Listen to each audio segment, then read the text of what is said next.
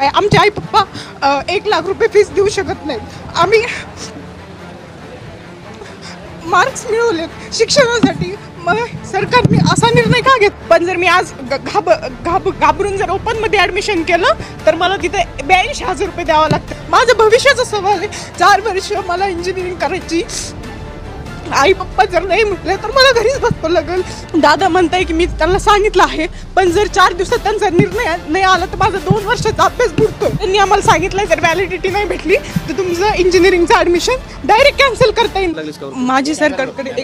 माझी सरकारकडे एक विनंती आहे की जे तुम्ही GR सारखं हे करता, 28 तारखेला एक GR आलाय, त्या GR मध्ये त्यांनी सांगितलंय की कास्ट सर्टिफिकेट आणि NCL लागते तुम्हाला, तर नंतर ते पण वेगवेगळ्या पेजवर पाहिजे। नंतर 5 जुलैला एक सर्टिफिकेट येतो, GR येतो, त्यात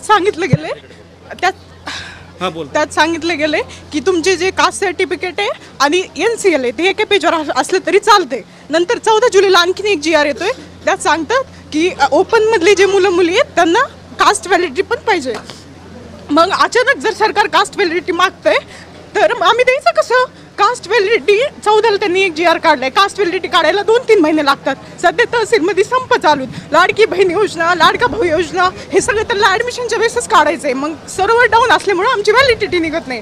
रजिस्ट्रेशन करायला जावं तर तिथले लोक म्हणतात की तुम्ही जी व्हॅलिडिटीची पावती ती तरी दाखवा, पावती पण निघत नाही कारण सर्व्हर डाऊन आहेत। मग आम्ही करायचं काय? आम्हाला टाइम पण दिला नाही, 14 ते 24 हा टाइम आहे। 10 दिवसाच्या ह्याच्यात आम्ही काय करायचं? 10 दिवस दिलेत। जरी पावतीवर ते म्हणतात पावतीवर रजिस्ट्रेशन करा, पावती रजिस्ट्रेशन कसं होणार? पावती पण भेटत नाही कारण लोक संपावर गेलेत।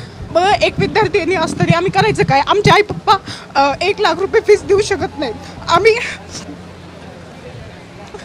मार्क्स मिळवलेत शिक्षणासाठी, मग सरकारने असा निर्णय का घेतलाय? ते म्हणतात तुम्हाला 10% आरक्षण आहे, 10% आरक्षण आहे, पण ते लागूच करून देत नाहीत आम्हाला। कशा पद्धतीने काही ना काहीतरी GR काढतात, ते आम्हाला लागूच होत नाही। मग आमचं पण नाही, जरी तुम्हाला ECBC द्यायचं नाही तर ठीक आहे, आमचं EWS का बंद केलंय? EWS सेंटरला चालू आहे, स्टेटला बंद आहे, का बंद आहे? EWS सेंटरला पण स्टेटला पण चालू पाहिजे ना। मग आता CET सेल जे आहे त्यांनी आम्हाला 14 तारखेपर्यंत टाईम दिलेला आहे रजिस्ट्रेशनसाठी। मी आज पण रजिस्ट्रेशन केलेलं नाही आहे, 4 दिवस बाकी।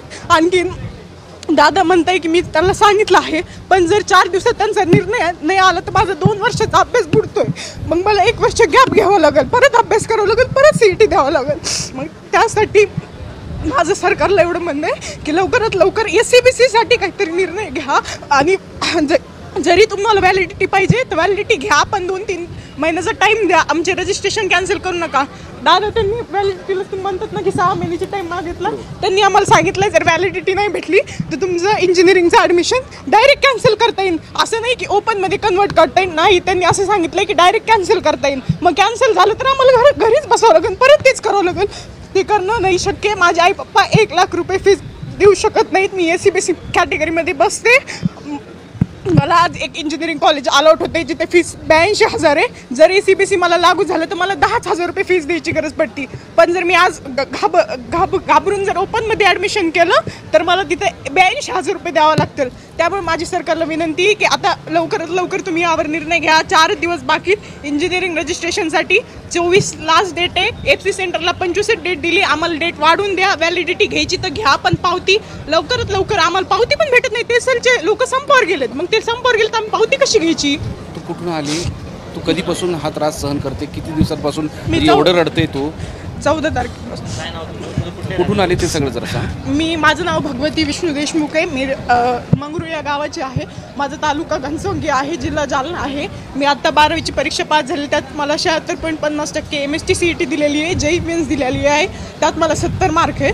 मला मार्कवर मला चांगले कॉलेज भेटतात, पण ह्यांच्या ह्या GR जे नवीन काढताय त्यासाठी मला खूप त्रास होतोय। आणि माझे घरचे पण म्हणताय की आम्ही 1 लाख रुपये फीस देऊ शकत नाही, तू बघ आता। मग आता तू 1 लाख रुपये देऊ शकत नाही देऊ शकत। मग सरकारला माझं हे म्हणणं आहे की तुम्ही केलंय ना आमच्यासाठी SCBC, तर ते आम्हाला लागू करा, नुसतं म्हणू नका। तिकडून फक्त म्हणतात की तुम्हाला SCBC आहे, पण ते लागू करत नाहीत। 2019 साली पण त्यांनी असंच केलं, आता पण ते असंच करताय। आणि परत आम्हाला सांगितलं की मुलींना मोफत शिक्षण आहे, मोफत आहे, हे फक्त सांगतात, लागू करत नाहीत। आणखीन पण ॲडमिशन झालेत, BCAचे झालेत, BCA झालेत, त्यांना मोफत दिलेलं नाही त्यांनी। पण इतकं रडायला लागले तू की म्हणजे प्रत्येकाला प्रत्येकाच्या डोळ्यात पाणी आहे. माझं भविष्याचा सवाल आहे. 4 वर्ष मला इंजिनिअरिंग करायची. आई पप्पा जर नाही म्हटले तर मला घरीच बसतो लागेल.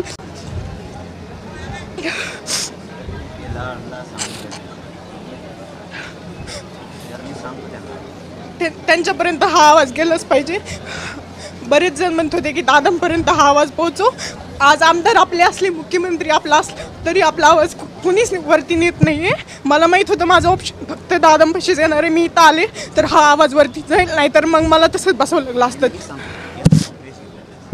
दादा लवकरात लवकर 4 दिवस बाकी रजिस्ट्रेशनसाठी. इंजिनिअरिंगची 1 लाख रुपये फी भरण्यासाठी माझ्या बापाकडे पैसे नाही आहे. आम्हाला खूप त्रास होतो आहे. शिंदे सरकार आमच्यासाठी काहीच काम करत नाही आहे. कास्ट सर्टिफिकेटसाठी आम्हाला फिरावं लागत आहे. एक तरुणी जरांगेंच्या उपोषणस्थळी आली आणि आपली व्यथा मांडताना कॅमेऱ्यासमोर ढसाढसा रडली. तिला पाहून अक्षरशः सगळ्यांच्या डोळ्यात पाणी होतं. जरांगेंचेही डोळे पाणावले होते. आता या वाघिणीच्या अश्रूवर तुमचं मत कमेंट बॉक्समध्ये लिहायला विसरू नका. व्हिडिओ आवडला असेल तर जास्तीत जास्त शेअर करा. आणि मराठी जनता, आपण आपल्या या चॅनलला सबस्क्राईब जर केलं नसेल तर चॅनलला सबस्क्राईब करा.